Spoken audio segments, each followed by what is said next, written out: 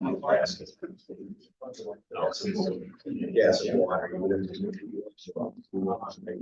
because they can't turn.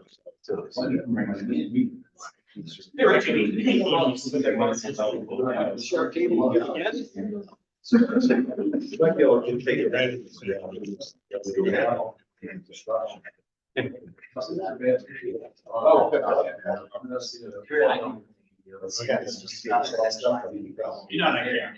They're all set, Brian. All right. Yep. Yeah. We're on YouTube. There's one out there. You got Good.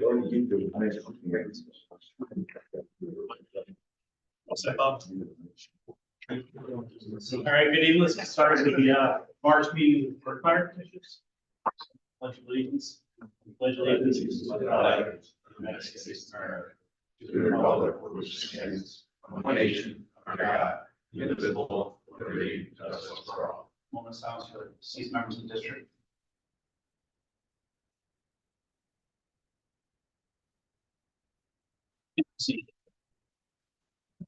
Great, good evening. Roll call, Sean. Chris, Rich, Brian, Here. Nick, Here. Dan. Here. Excellent. All right, well, if you're ready to start with the district building report. All right, sorry, first public session for agenda items only. In public session, agenda items only. Hearing none. District building report, we'll start with the Mr. Casino. How are we doing, sir? Very good tonight. Very brief. They are working over there. The plumbers were in there today. We had a meeting with Access Furniture to start that process. They were just waiting. Bobby was waiting for some paperwork between some of the contractors to go forward on the other issues, and that's about it. You know, they're chugging along, so. Happy with no issues? Really? Yeah, everything is all right so far, and me and Bobby talk every day. You guys are really going above and beyond on this. Chris, you got anything else to add to that, or? No, dude, hitting the nail right in the head. You two are definitely going up and beyond trying to deal with all this. Thank you. Okay, department presidents report, we're gonna go with the odd ones, so we're starting with the Grace Bill, not saying they're odd, just not numbers. So, submitted one new district firefighter application for Andrew Morbido. He comes with a positive recommendation of the executive committee and membership of Greaseville. As you see in his application, he served in the armed forces as a Marine, and he is very excited to be a part of the firefighting community, which he's never been a part of before. So hopefully accept them with our recommendation. We have at least two other additional pending firefighter applications. We're just waiting for the background checks to get completed and come back to the sheriff's office. And also last month, we voted in 3 supporting members. And one of those supporting members is exploring whether or not she wants to become a firefighter with the district. So we already have her application. We're just waiting for her to actually look up the girls and be like, yeah, this is something I can do. Like the excellent one. As per our constitution and bylaws, this month we removed active firefighters from the roles for non-payment of dues. The 2 members are Matthew Bulak and Nick Russo. When we were processing that list, we actually got phone communications with both of them, and they stated they no longer wish to serve as members of the fire department or the district because of personal reasons. Nick was in the military. He was on military leave. And he since left the military, and now he's living out in Colorado. So Hard to respond. yeah. So you should receive, if you haven't already, a letter from our membership secretary on that. They did. Okay. A station kitchen use form was submitted to the executive committee by firefighter Jeff Puro regarding prep for the Browns chili competition. The prep day is going to be on April 6th. For the event that's going to be on April 7th down at Brown's Brewing. It's my understanding that since it's a company detail, we don't need to file any form with the district. So we're still going to follow our procedure of checks and balances, making sure the kitchen is good before and after. So the property committee will take care of that. That's cool with you. Also, DFD is scheduled April 13th. It's a Saturday, as part of participating in the FASD Recruit New York Day. The recruitment committee is led by engineer Emily Geary and Assistant Chief Dan Sheehan, and they have a pre-planned agenda for the event that day. We have signups for our members to take on various roles, and we're going to be pushing out on social media, marketing for the day. And they have flyers that are going out in the community, and we're also registered on the FASD website. So we're hoping to attract some interest, show them the place, explain the benefits of being a firefighter that the company and the district offer, and hopefully we may get some more firefighters. Also, DFD is preliminarily planning to participate in the softball league this year. Jeff Piro is coordinating this, and I know he's been talking with some of the Lansfield folks, trying to build a team together. So we'll get back to you and let you know, because I think there's insurance that's provided for things like that. We covered that in the past. Yeah. Also, our awards banquet was held this past Saturday night out at Daly's on Crooked Lake, and I hope everybody had a good time. We sure did, and members appreciated the recognition that they got, and had some positive feedback. However, I did explain to the venue that they need to have more dessert next time, because I did not get any dessert. So that is it. So I think we got ice cream too. Yeah, we got ice cream. yeah, and also I submitted a voucher in regards to usual payments. So that's been submitted with our attendance sheet. And the application is being passed around for, oh, straps. Yeah, typically, Jeff, for like the chili cook-off fundraiser, we usually formally approve that as a fundraiser, so if somebody were to get hurt during it, you're covered under VFBL. Somebody were to get burned, they slipped, they fall in the kitchen. Sure. So we probably should just, so I'll make a motion that we, motion to, approve the chili cook-off as a formal fundraiser, for the fire company. And do we have a second? Oh, second. Well, we should speak to that time around. So motion made by Dan, second by Chris, all in favor? Aye. Motion carries. It's not for permission to use the facilities, it's just to protect. No, that's fine. I'm cool with that. No, I appreciate you bringing that up. And thank you, Commissioner Scifo, for the LoSAP final report. I know we had our committee meeting and all the numbers jive. Thank you. Thank you for getting all right, that's fine. So how we doing, sir? Well, I don't have that much. No new members to take to present this month. They have most of the juniors as part of our recruitment and retention. I'm sure you're gonna have a report or something for you, tonight on that. And, about it. All right. Excellent. Take the little part once minutes. We have a chance to kind of look them over. Motion made by Rich, second by Nick, all in favor? Aye.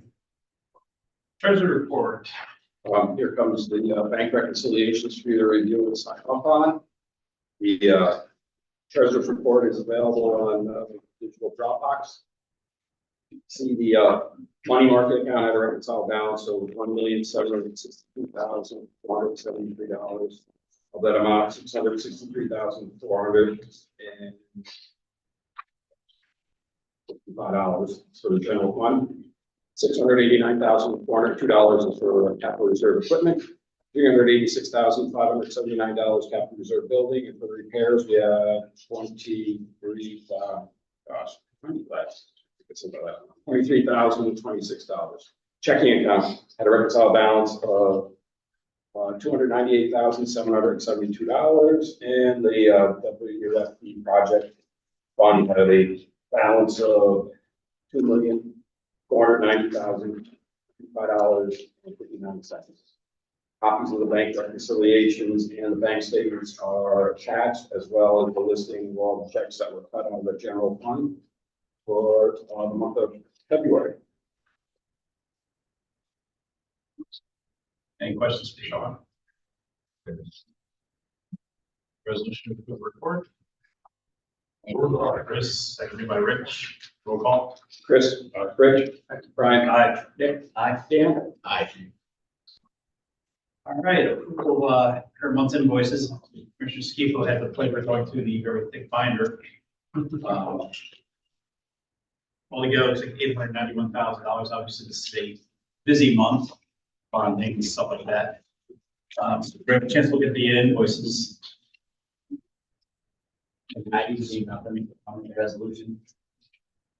Resolution by Nick, second by Dan. Roll Mr. call. Chairman, Oh, sorry. you're on one of them. Yeah, I was going to abstain when we came around. Okay, do we want to remove that one from it? How do we normally do that? And then, In the past, we've excluded it, and then we would just. Right. so we'll exclude Excluding the. Brian's. Including yours, and then you can be okay with that, we don't, do the rest. Right. So roll call for everything but. Rich. Aye. Brian. Aye. Nick. Aye. Dan. Aye. All right, and the second resolution for I the. would make the resolution that we pay the chairman his $300 for this. Second. Roll Chris. call. Rich. Aye. Brian. Nick. Aye. Dan. Aye. Moving right along. Beautiful. Correspondence. What was the treasurer, can we, he offered the AFR minutes. Annual financial report. Yeah, he has it under financial. His report, okay, never mind. It's- Sorry. yeah, Yeah, we have it on the. On the financial. Never mind, sorry. Why am I supposed to do that? Under correspondence received, we received a letter from the Deputy Director, Ed Heffern, from Rensselaer County Bureau of Emergency Services as a response to their new protocol for delayed dispatch response. We received the Greene County Commercial Bank month-end collateral statement ending 2/29/24. We received a notice from the Rensselaer County IDA about a public hearing for a county exemption for 375 North Greenbush Road. We received the conflict and disclosure of interest notice from Daniel Wilson Jr. Received from the Association of Fire Districts of New York, the District Affairs for February, March 24 bulletin. We received conference and reception notice from the Capital Area Association of Fire Districts. We received proposed bylaw amendments from the New York State Association of Fire Districts, all in Dropbox. Do you want me to go on to send? Let's say questions or. Yep. Good. Okay. We sent two letters. The first one was sent by Chairman McCray to Rensselaer County Director regarding the proposed fire dispatch change that was sent on 2/19. Another one was sent to Robert Passanella by, again, the chairman regarding the proposed pilot for 375 North Greenbush Road. Thanks for typing up. Thanks to the chiefs for their input on the letters there. And dispatch there. Sure, we'll get on operations. We'll talk about the delays and stuff if there's any. Going on to old business. Old business. Hearing none. New business. Dropbox, we have the proposal. The one snow service contract. We said everybody had a chance to look at it. It's a little bit of an increase over the past year, but altogether still really good rate. They really had an issue with it. They've done a lot of work kind of on the side, it's kind of coming in certain cleanup. Not being, necessarily billing us, but everybody had a chance to look at it here. Everybody's okay with it. We got this is a resolution this month, this Bob, or just we got some other time. All right. So the total amount of both stations looks like 2030.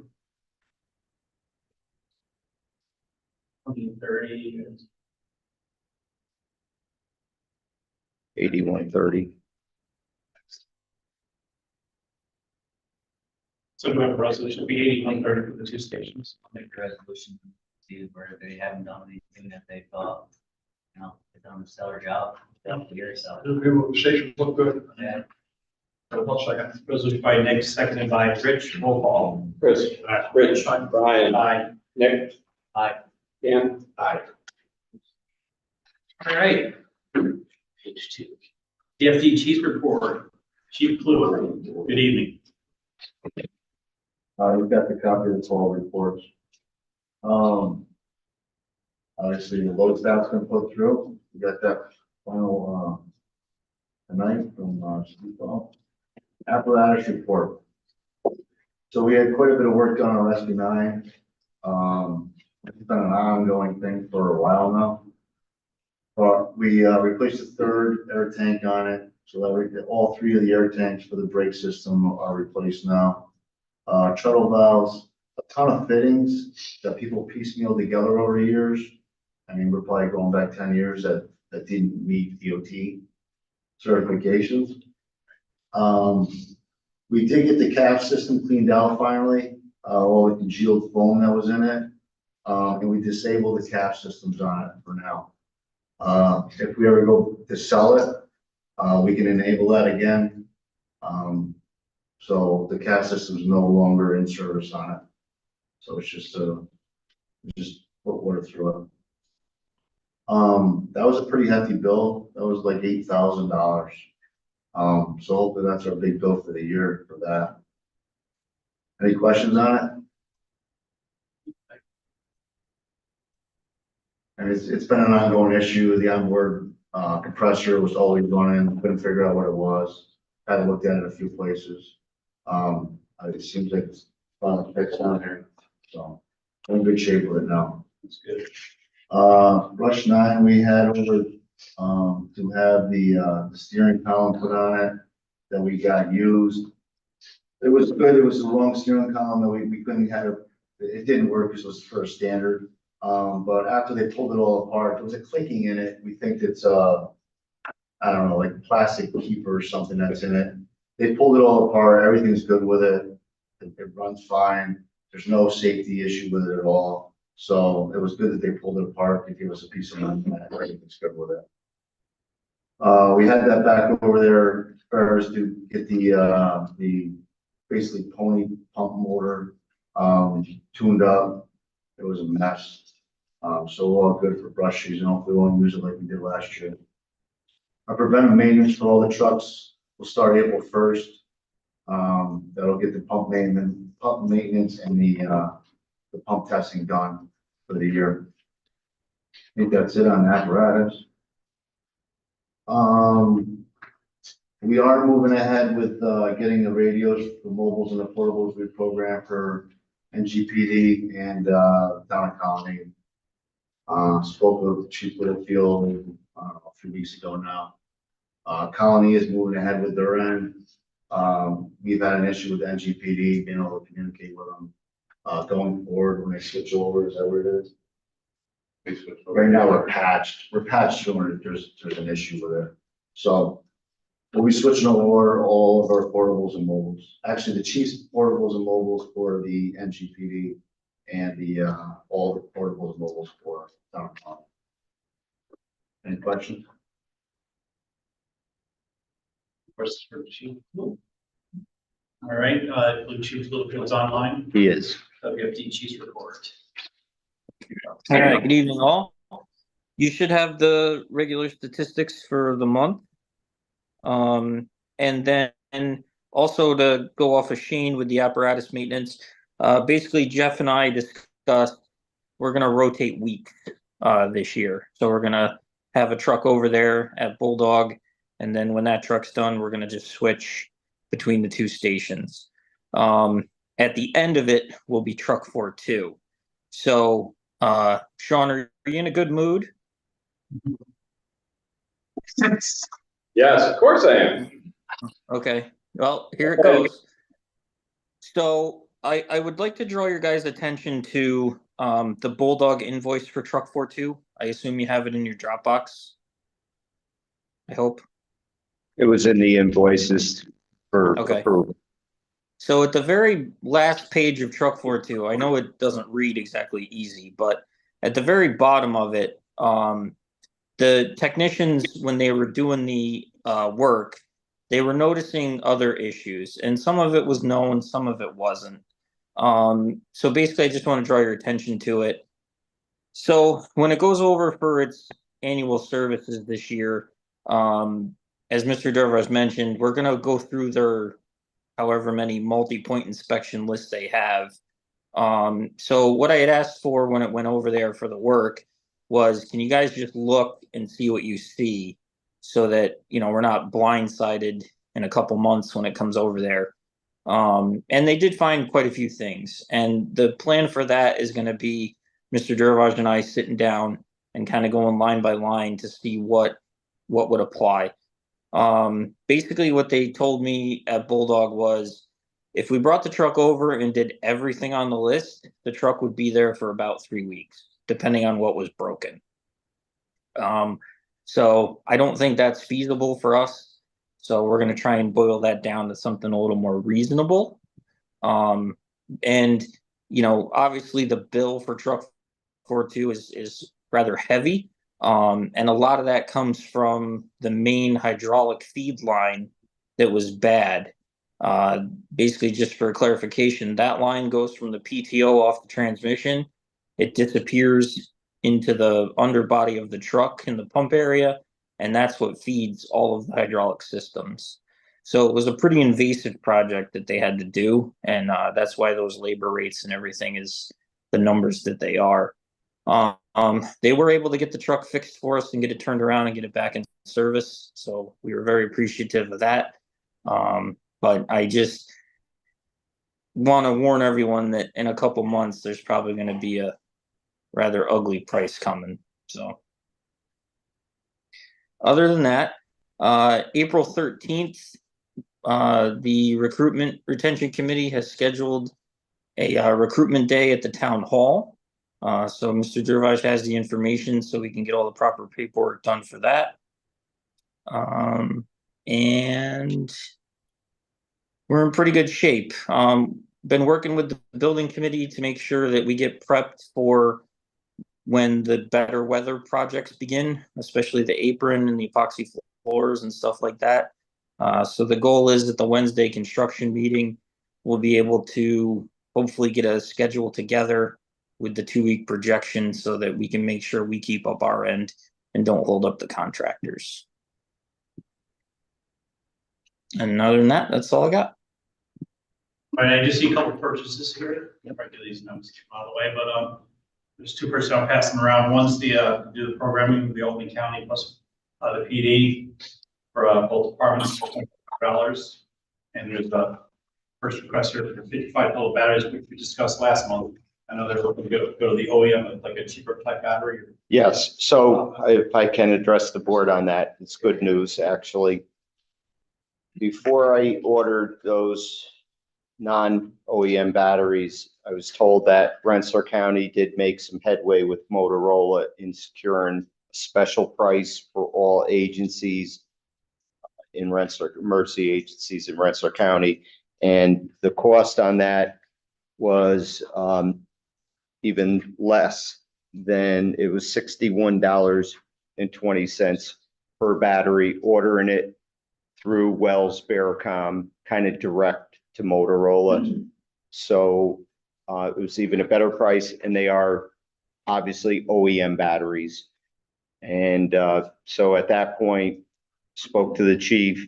He needs the batteries, and Chief Clute at that point is saying, okay, because there is still going to be a little bit of back order time, he wanted to order 15 batteries as well. That way he's outfitted with enough batteries if his start going bad, like Weinskill's experience. But it's still a lot less than what we would have spent before. It was, yeah, before we were looking at spending like for much less batteries, like 3,600 for 45. Now we're looking at 55 batteries for, you know, 3,300, you know, a few $100 less. So it's good news for Sean. Oh, absolutely. See, saving you money, Sean. Next one. So we do have two first requests being passed around. If everybody's okay with it, we would need a resolution to approve them both for a total of $5,866. Chris, seconded by Rich. Chris, Rich. Brian. Aye. Aye. Dan. Aye. All right. Motion carries. Awesome. All right, standing committee reports, apparatus and equipment, Rich, Nick. On the apparatus, you've got the latest set of minutes from the truck or two committee. We're, I would say we're about in the middle of doing an actual needs analysis of what exactly we need for a truck company rather than just willy-nilly picking out features that we think it needs. We're going out, looking at some building heights, looking at how far the setbacks are from those buildings, those kinds of issues. We're also looking at some like the McMansions, what kind of reach do we need to get from the street, what kind of reach do we need from the driveway. We're trying to do some measurements, some calculations on that to make sure that, if and when it's questioned as to, what is the district buying and why are we buying this and why is it got this feature, why is it so expensive? We're gonna have a justification for what we want rather than just saying, well, we thought this is what we needed. So we're gonna have a needs analysis wrapped up on it. And then we're gonna move on to actually, based on that needs analysis, come up with a specification for what fits, and what fills that need. We've developed a preliminary list of some of the vendors that are out there. And it's interesting to see that some of the vendors will share cabs between the vendors. Some of the vendors share ladder design, the ladder feature between other vendors. So it's kind of like a hodgepodge of putting it together. So there are some options out there that I don't think we're completely aware of even going into it. So we're overall, one thing that did come out of the discussion is, and again, Sean, please. Sean's been a headache by the time we're done tonight. One of the things we talked about was by this time next year, we expect to be well into writing a specification, meeting with vendors, looking at rigs, and the number of new aerials in the greater capital district isn't that many. So the only opportunity, or one of the biggest opportunities we see, the committee to have the availability to meet with vendors and look at aerials is going to be the FDIC. So if we come up with some kind of plan and start to think about how do we get a number of people out there next year to be able to do that, that's something we're going to consider. So I get that seed now, so it's not a, oh my God, you want to do what? And I think that's been pretty traditional for most of the truck communities, at least gone to get other ideas. Yeah, it is traditional. I mean, we haven't bought a truck that often. And You're about to spend $2 million on. right, exactly. That's the thought. So I just want to leave you with that one. The only other thing I had in equipment, it's still not nothing formalized on it, it's just concept at this point. There is a piece of safety equipment, so to discuss, that's available for when you get an incident involving an electric vehicle, an EV,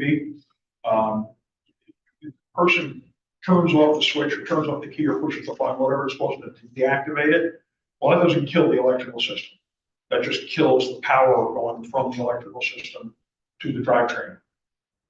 And there is a shunt that looks just like the plug that goes into the side of one of the EVs to charge it. Only when you plug it in, it shunts it and shuts down the electrical system. And these are being advocated for any incident involving EV. It's just as a safety feature, keep it from lurching, keep it from anything from happening. And they're about $1,000 a piece, a little less than that. I don't see the reason to run right out and buy one of them. These options we're looking at as far as alternative ways of coming across. And so it's something we're looking at, something we're investigating. I don't want to slam the budget with it. It wasn't something I didn't know that those things even existed when we prepared the budget last year. I don't know if anybody else did, but looking at it, looking at how it works, really doesn't make sense. So that's something we're also investigating. Rich, on that, is there any potential legislation or anything that, any future vehicles kind of have some kind of a kill switch or, built in? Not that I'm aware of. Just seems. I took training last Sunday in alternate fuel vehicle. I think it was mentioned on it. And other than, that, once the wires get beyond that plug, the manufacturers, of the emergency vehicles do all kinds of different things with them. So once it's beyond that plug, they're taking that electricity, that AC current, and they're doing all kinds of different things within the body and the confines of the car. So I don't know, and this is kind of a surefire method. You're going to go look for, okay, this brand switches here, this one you got to reach in and do this. You don't have to do any of that. It's just, you shunt it out from the outside of the vehicle. Oh, not taken care of.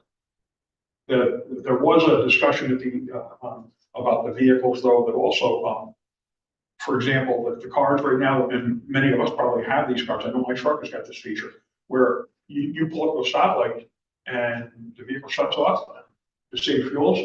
Well, what if somebody has a medical emergency while their foot's on the brake?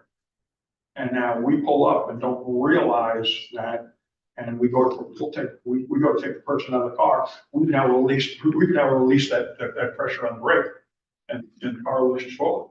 So there's things like that to consider too, that we are looking at some in training programs. Yeah, not just the one where it shuts down, but like my car, lots have that auto vehicle hold. Yeah. So during like a bank drive through or whatever, the car doesn't necessarily shut down, but it'll stop where you don't have to keep your foot on the brake. So these are all good technologies in vehicles that we're, going to step out. This plug is one that we want to look at further and see if there's a way we can find at least one for each station. Put it in the first two. It's more efficient and safer. And that didn't cost you any money yet, Sean. Yeah, I wrote it down now, $1,000 a piece. Yeah. A little less. I'll be looking for the coupons from the Sunday cake. You come out and got cans on it, recycled in. You've got some apparatus equipment. Building grounds, Chris. Bob, I don't know if you want to talk about the water. We had the water sample, we had the second vendor come in, when that is doing business currently through which contractor it is. That was the Jezer who recommended B&L Control System, who does a lot of work in the Capital District. They came in as the board directed me to get a second quote, get some additional information. I did. He took the sample water. We haven't received a formal quote from them yet. They're working on it. For next month, I should have something back to you, but he said the water in the boiler loop was like, it's bad. He's like, you're gonna definitely need to do something with it, even if, you guys didn't want to do water treatment, you want to just flush it out, you have to do something, or you're gonna be sorry that you didn't. So, but I should have a good report for next month. I'll try and get everything to you ahead of time, Nick. As I said, I'm going to want to get with you because of your experience on this, and hopefully it'll be even less expensive than the last estimate you already had. I think it's fair to say the water in the bottle sample smells like this. That's what's going through the boilers over here. It's doing, all kinds of damage on the inside. So, everyone, yeah. We want to try to take action on it this year. So I recall. So after that, so district personnel, we do have one membership application here. Everybody get a chance to go over the applicant here. Approved by Rich, second by Nick. All in favor? Aye. Congratulations to Andrew. All right, finance insurance audit. Dan and Nick. We need a resolution for the New York State Deferred Economic Payroll to electronic payment. Sean, can you expand on that a little bit? Yeah, so Bobby and I participate in the New York State Deferred Comp, and so there's an online portal where we can, instead of cutting a check and information be disclosed, I can pay electronically through portal, as well as pay the New York State payroll tax withholdings right through the portal. So I wouldn't be cutting checks for those anymore. I'd just be doing electronic transfer. So I guess I was looking for a resolution. I also have been paying the federal Social Security, federal income tax, Social Security, Medicare through the federal portal. So I guess I'd like the resolution just to confirm that it's okay for me to use these two portals, one for the state, one for the federal, in dealing with these transfers going forward. any particular wording that has to be in there. You've been doing the federal one already though? I had to do it, it was required by Yeah. the treasury. Yeah, I mean, I guess I would just do the resolutions, you know, approving it, but I think you need to draw kind of a internal control sheet for that. Okay. What you're doing, not necessarily for you, but for the next Sean Kerwin. Never leave.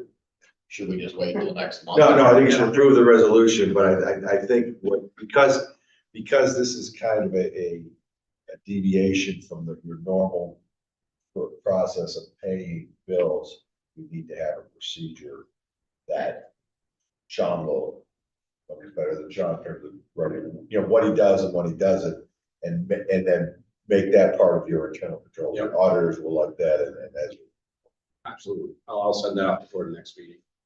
So you have to look at, approve. But if you could approve this, because I do have payroll taxes that I guess I'll make a that's resolution. right. Motion made by Dan, Dan, seconded by Chris. Chris. Aye. Rich. I don't understand. Brian. Aye. Nick. Aye. And Dan. He's not doing this, he's doing this. Yeah, I won't touch that. So then, It's that simple, it's, you know. It's proceeding. Well, I attended a training seminar on all that, and they said probably by 2025, the end of 2025, they're not gonna accept checks anymore. It's all gotta be done that way. So the residents on board now. Records and everything. Makes sense, all- it makes sense. And the other thing we have here looks like the 2023.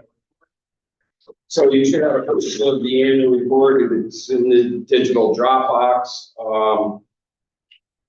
I'm going to the bottom left corner. It says number 2. So I'm on general fund balance sheet. And I'm flipping over. I don't know if we go through all the little detail. I mean, if you have any questions later on, you can always email me or call me. Highlights of it. Okay, so yeah, total assets were on page 3, $4,020,827. Now, just so you know, a significant portion of that is the money we have invested in the LoSAP program. Okay. All right. Turning to page 4, this is our liabilities and our equity, basically. And it's detailed up in the top portion of the liabilities. Down below, we have our capital reserve funds that are set aside. You have your $2,897,000 for the LoSAP benefits that are still available, or due, I should say. I'm going on to page 5. We have this unassigned balance, $35,539. That is the amount that traditionally we have transferred into the capital reserve. I'm just asking, can we postpone that because the our auditors sent a letter of approval to the state controller's office. Because what I had done is we had the bonds from the Williamsville Fire Department bond fund. We earned interest on those bonds, you know, since June. And I earmarked that money to be used to pay for the interest. So we earned interest on the savings sitting there, and I'm using it to pay the interest that's accrued. And the way Bob and I both read it, the auditor, we thought we could, but he just wanted to get final confirmation. And we'll find that out hopefully next month, if we can do that. If not, this $35,000 amount will change. Okay. All right, so liabilities and equity, again, $4,020,827, which matches the total assets on the earlier page. Good? Okay, page 6, 6 and 7. Really, this lists out all of the income that we had coming in during the period of 2023, $1,777,257. The biggest portion of that actually was our property tax revenues.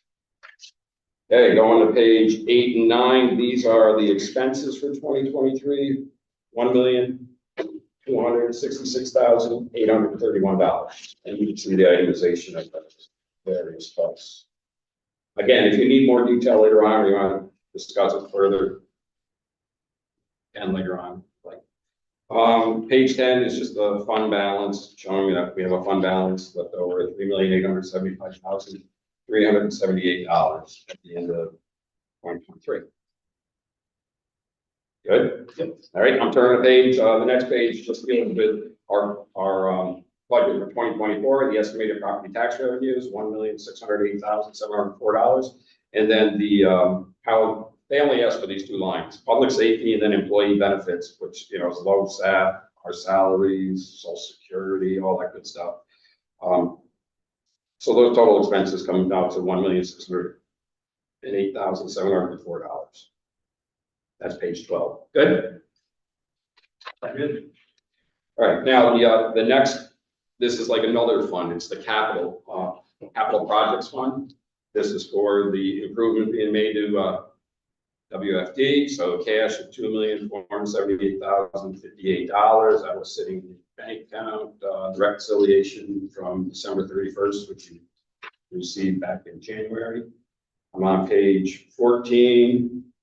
So we have some like payables that we owed at the end of December. And then we have all this due from, see that $90,088? Yes, you go back, not get to that right now, but if you go back to, page 2, it says due from other funds, $90,088. So what I'm looking for is to transfer that interest revenue that we earned out of the capital projects fund and into the general fund to make the payment for the interest, so we pay everything. Okay, so that's what that $90,088 is. And then unassigned funds of $2,300,000 roughly. That's page 14. 15, we show some interest earned there. And then the serial bonds of $2.5 million. Page 16. Some of payments that have already been made. And then the serial bond debt interest of $57,125. That's the interest that accrued on the bonds from June 1st to December 31st. And finally, on page 17, you have the fund balance, $2,300,599. Okay, and then we have the K fund, which is for non-current assets, which means basically your property, plant, and equipment type of assets. So that comes out to $13,706,643.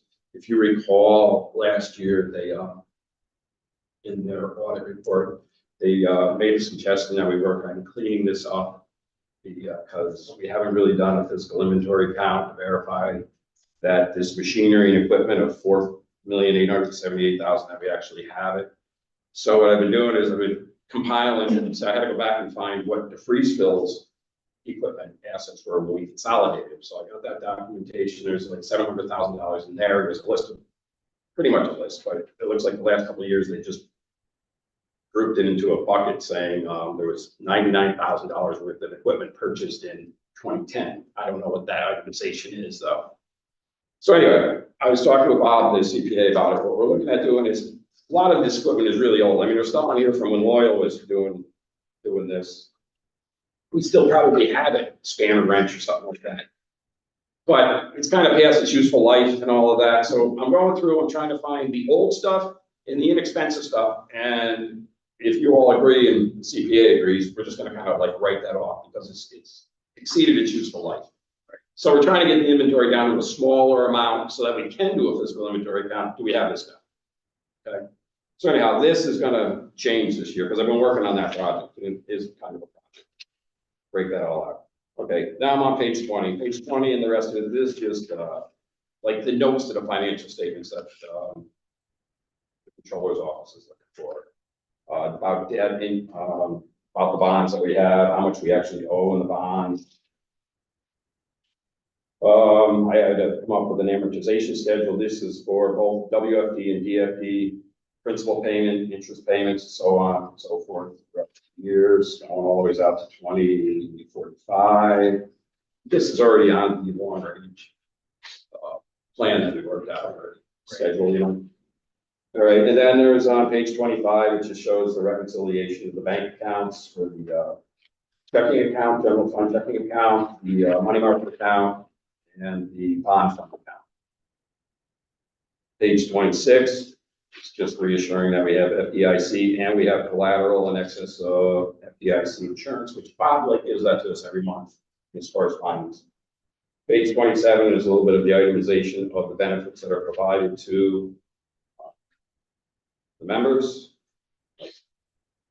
LoSAP that they receive, social security benefits, workers' compensation that we had to pay for, and the life insurance that we had to pay for. So then there was a little survey on page 28. Excellent. We do need a resolution with that money tonight, or? I mean, I have to hopefully, so, yeah, right, that's all right, we put it off, isn't it? You put, yeah, put that off, yeah, Okay, but you do have to, accept this report. as the annual treasurer. So we need a resolution to approve the annual treasury. Accept, not approve. Accept. The annual financial report as the treasurer's annual report. As stated. That's what we got. I'll second that. That was my dad's secretary. No, as stated. So who first did, I'm sorry? Dan, I'm sorry. Dan and Nick. Chris. Rich. Brian. Aye. Nick. Aye. Dan. Aye. All right, Thank you.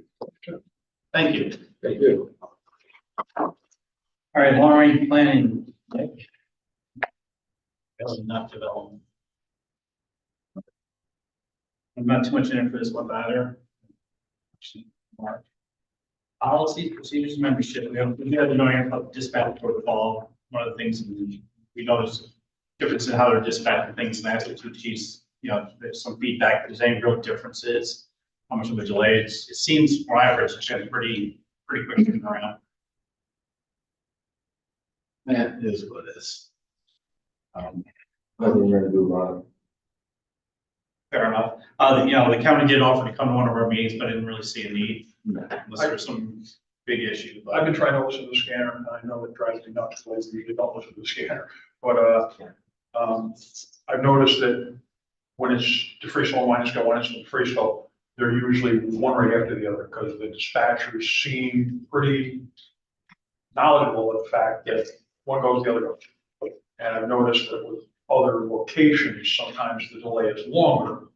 And that's because, well, on this side of town, they send this department, this department, on that side of town, they send this. I think it takes longer to look it up and make sure they got it right for other departments. I think ours is so simple that it's probably less of an impact than some of the others. And I would, I don't know if you would agree with that or not, because you do it. Yeah, you get the departments that are so close with each other all the time. You get the ones, like you said, they split the districts into 4 different areas, and who's the flavor of the month club and all that stuff. Yeah. My understanding, it's gonna go back to the way it was when Duke had Safe for the World. So, We were told that in about 1987. apparently next year. So I guess next year, this time next year. I believe they did offer a couple options at the chiefs meeting, one of which was dispatching us to everything together, which is. They talked about maybe doing the one tone for both places. But It's station 44. yeah, but for wires down, so that'd be, Operationally, you look at it, we do so much now together. We have those sort of Monday through Friday things we do together, and then do the every day, all day type things. Maybe somebody down the road that we can look and sit down and figure it out to maybe make that more. I mean, it wouldn't be bad to have one, because then at least we both know if you guys go somewhere out of town, or we go out of town somewhere, like, hey, they're out doing something, somebody comes in, kind of backbeat, but that's something for discussion for another day. Yeah, it's like a firefighting operation thing. There are ways of doing it. I talked to people from East Greenbush. They have toned out all 3 stations for everything, but they've got a policy as to which guys are going, which aren't. How they work the LoSAP, because we got dispatched, so we should get LoSAP money. They get that all worked out. They get that all figured out. So, I mean, There's no one district with just 3 fire stations. We're entities, but under one. we're kind of in between. we're somewhere between. Yeah. We're a little hybrid. Yeah. But, But the main thing is hasn't really affected operations yet, so maybe just. Bonnie's been tracking it, but I mean, we only get by minute, we don't get like dispatch time, 18:03, 32. Yeah. So, I mean, everyone is, I think we had 8 balls or whatever after the change. She gave me a spreadsheet on it, it was 1 minute, but there's no way we're gonna be able to change it. anecdotally, though, we're hearing that, and again, Dan could verify or not verify, is that the initial department is getting dispatched sooner because they don't have to worry about looking things up. Yeah, so the We home would, meetings- we would see that time jump. Yeah, like I'm just saying between our dispatch and one store, one is going. Yeah, that's 1 minute, yeah, 1 minute. So the home agency thing is it's only for certain calls, like fires, like calls, accidents, the home agency, EMS will dispatch.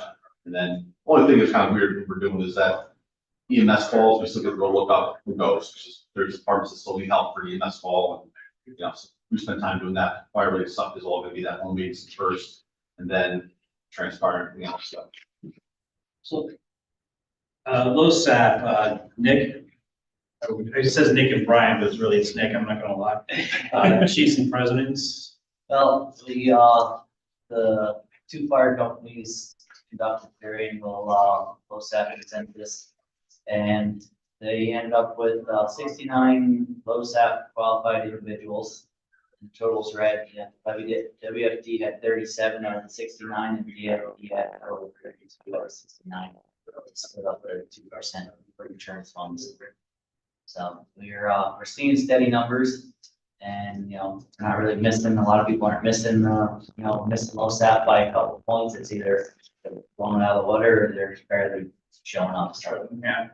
thank you for the hard work last year. We ran like 460 calls. I think it was. So much appreciated on this end. Definitely. Just if I can, in the memo, Absolutely. it was requested that I need the names of the firefighters that are gonna receive the 1 year letter, 2 year letter, and their addresses, so I can send those out. Okay. So, You're gonna get me the year before, remember? yeah, October.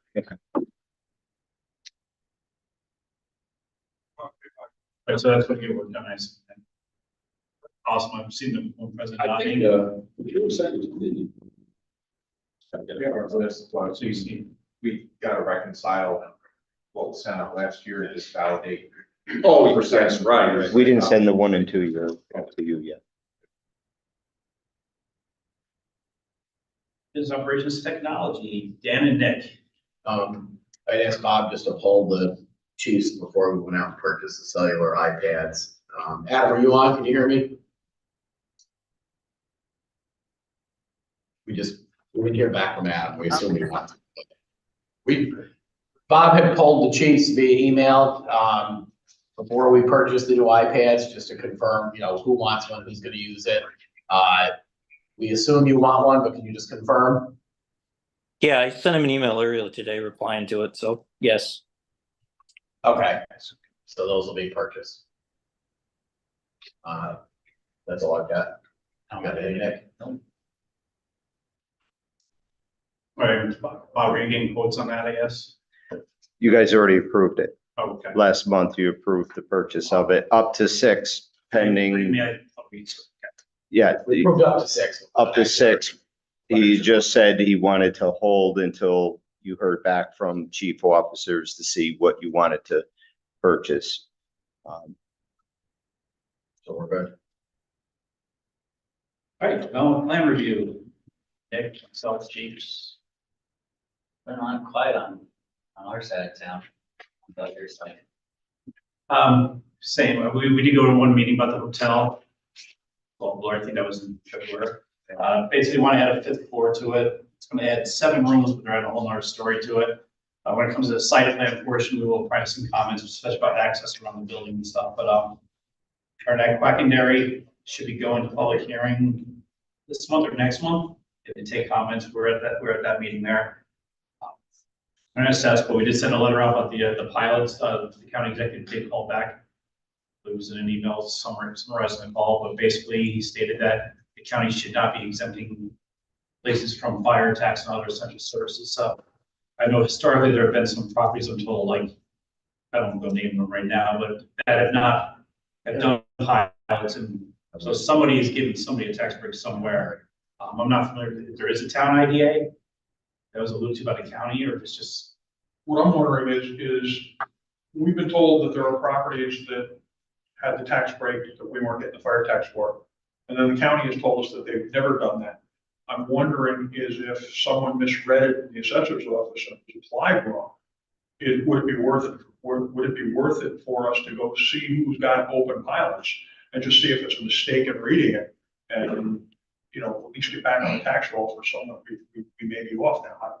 I don't know what we're off from and what we're not. So, Yeah, I don't know, you know, enough about this topic. If there's like a list of exempt properties, you can just see right off the bat, if you gotta go digging. There's a list of exempt, if you look at the tax rolls, there's a list of exempt properties. The churches are there, a lot of that kind of stuff, you know, the colleges.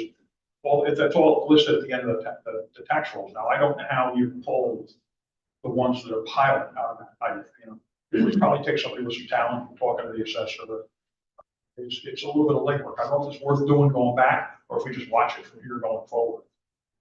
Yeah, we would never know if it's worth it until we look. Right, right, You don't know what you don't know. right.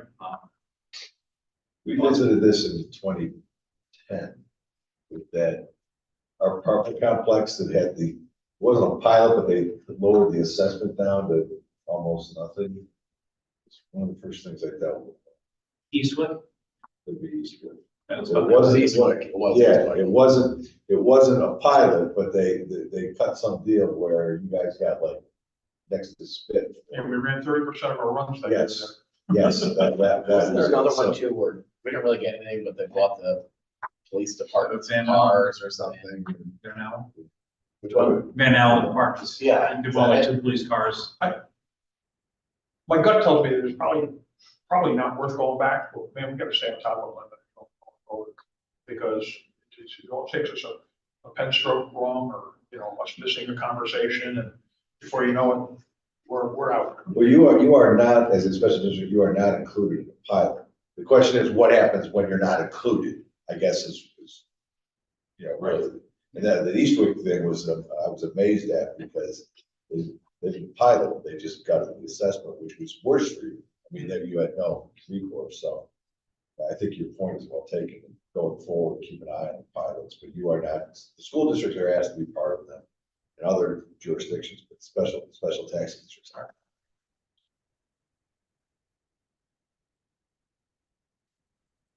All right, firematic operations, Rich and Chris.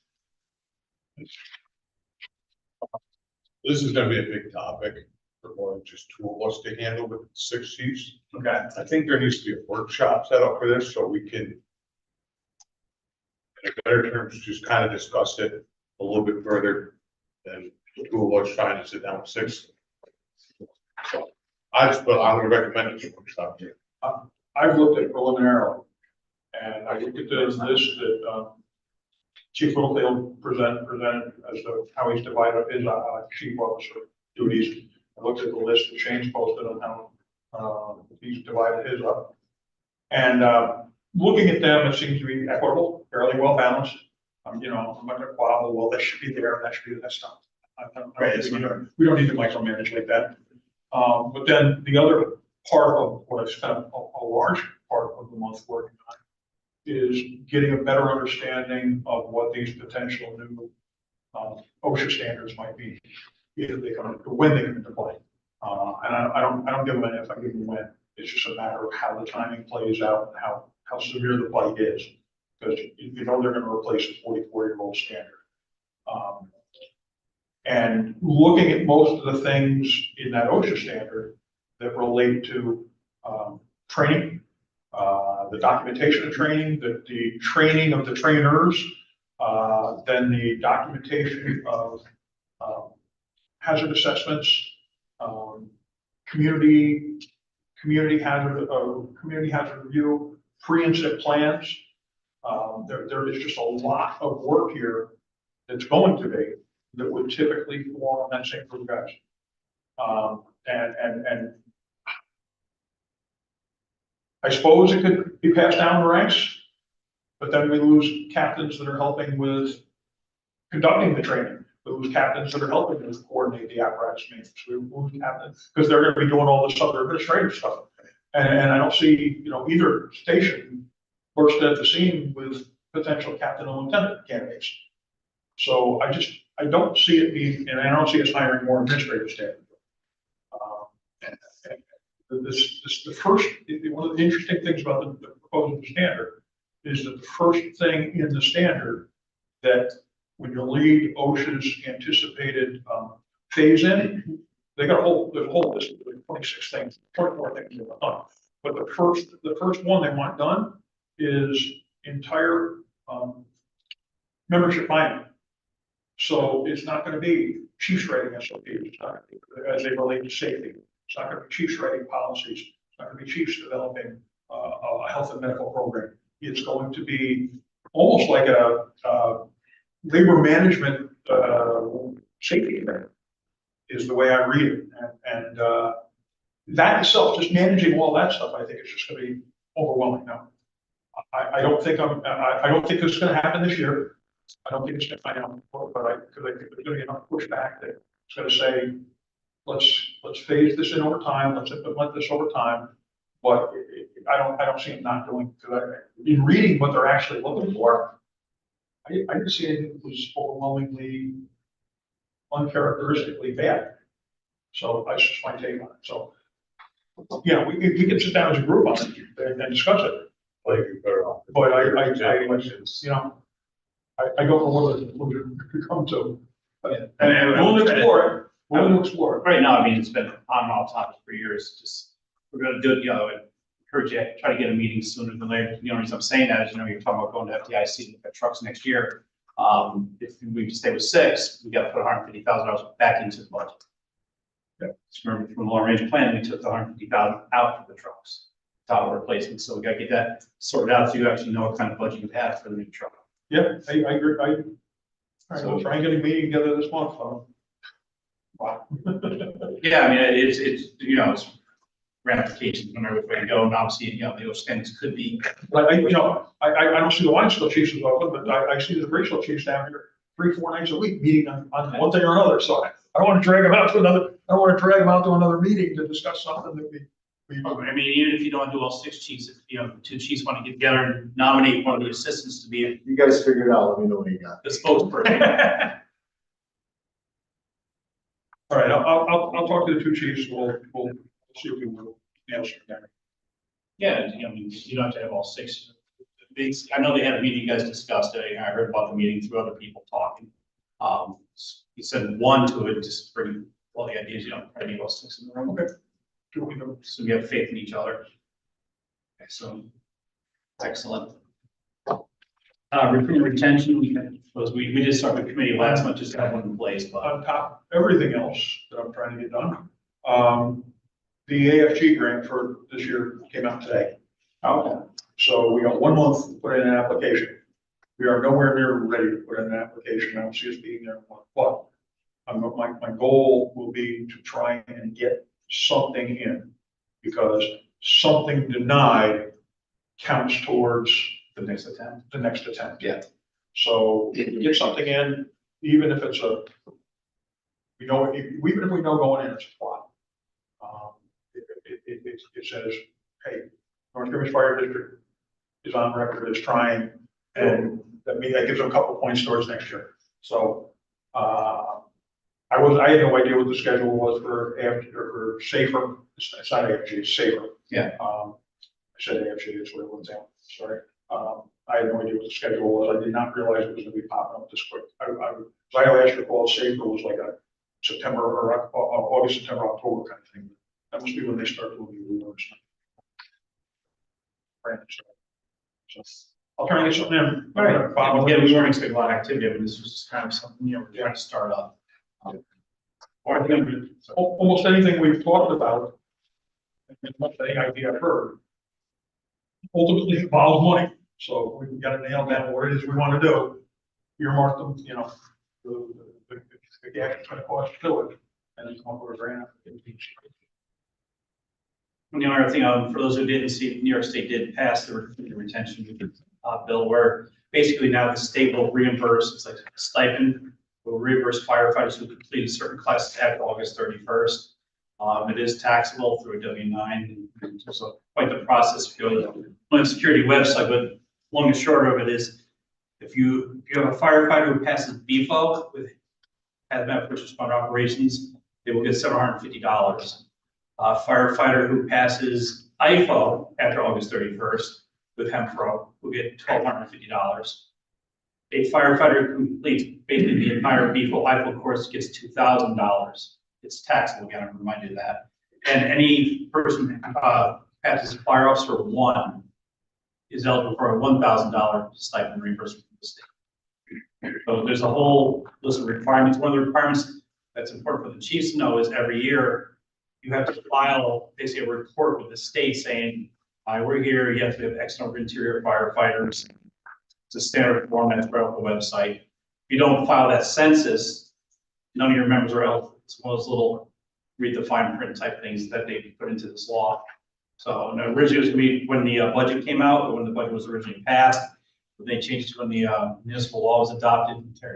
Just speaking there. It's August 31st of 2023, so anybody that took it.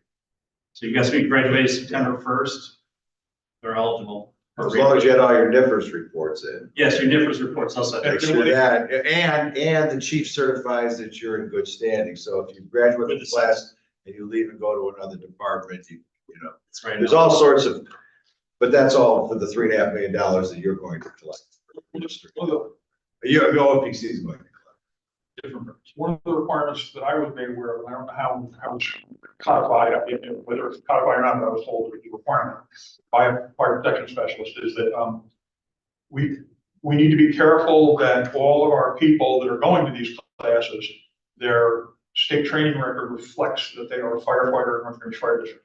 So if they transferred in for another district, and like I'll use Jonathan Kroll, a great example. He goes and takes, say he decides to go take fire officer one, and his records still show Shaker Road.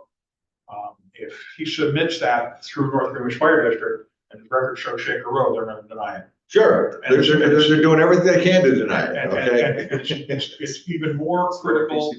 It's even more critical if we got a firefighter that's also a career firefighter. If his records reflect the volunteer station, if he's going to put it into a stipend. He can put it for the stipend. Only on the volunteer side. Only on the volunteer side. His records say that he's a firefighter somewhere else, career-wise, then he can't get the volunteer stipend. So there's a lot of little intricacies. Let's not forget the county-approved courses, okay? That the county can apply to have some of their training courses approved. That will go through the rigorous scrutiny of OFBC, but only the fire company, not the AHJ, can pay stipends on county courses. Oh, yeah. Only the fire company. That's look at the end of the notes in the regulation. Can the fire district reimburse the fire company? I know of no way where a fire district can transfer money to a fire company. We have, except for the banquet. That's the only provisions.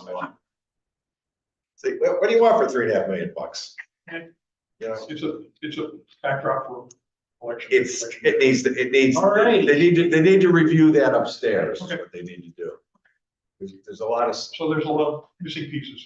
No, there were pieces that were put in that are maniacal and stupid that need to be fixed. I mean, to your point on the ID number, hopefully in theory, when a firefighter from Durivage Wine School submits their training authorization letter, the chiefs are looking at, make sure it's 42044.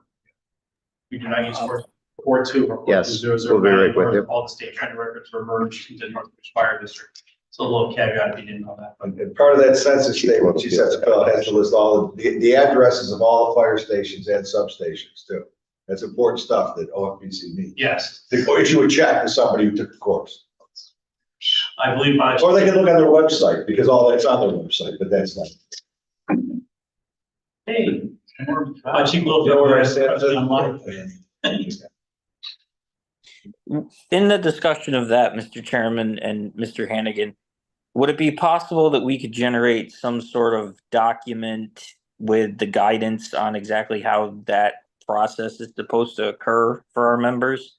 Because I know on the wine school side, we do have a couple that would technically qualify for that, but as was mentioned, there's other little intricacies that have to be met. So would it be possible that we as the North Greenwich Fire District could develop some sort of guidance for this so that we can move forward for our members? Yeah, I'm working on a chief. That's a good point. I'm working on a generic one, but I think what might be good if you've got two candidates right now or two or three that fit, we should use them as the proverbial rat through the snake, because we can make sure we have everything done right And everything's signed off, notarized, certified. Broomstick of the Wicked Witch attached, whatever, but I think if we have a couple easy ones, that would be good, because there are gonna be places that are not. Now, this is not incumbent upon the HJ to do, we try to get it delegated to the HJ. It's the chiefs of the fire departments that have to do this, so we have to be very careful how we do this, because otherwise you'll get rejected out at the outset, so. But if you can get that information to me or get it to Mr. Durivage, we'll get working on your candidates first thing, and we'll give it the best shot, but hopefully there will be little resistance, but, you know, like I said, we got get through $3.5 million in scrutiny we did. Award $750. They were hiring people today. Good. Nothing but the best there. 8 people, 8 people? not count the admin, lawyer, and the finance. Sean could do it in his spare time with this. All right, so public session, anything for public session? Anything? Okay, hearing nothing for public session and motion to adjourn. Made by Chris, second by Chris, all in favor? I'm just gonna make it time to. I wasn't really gonna watch it.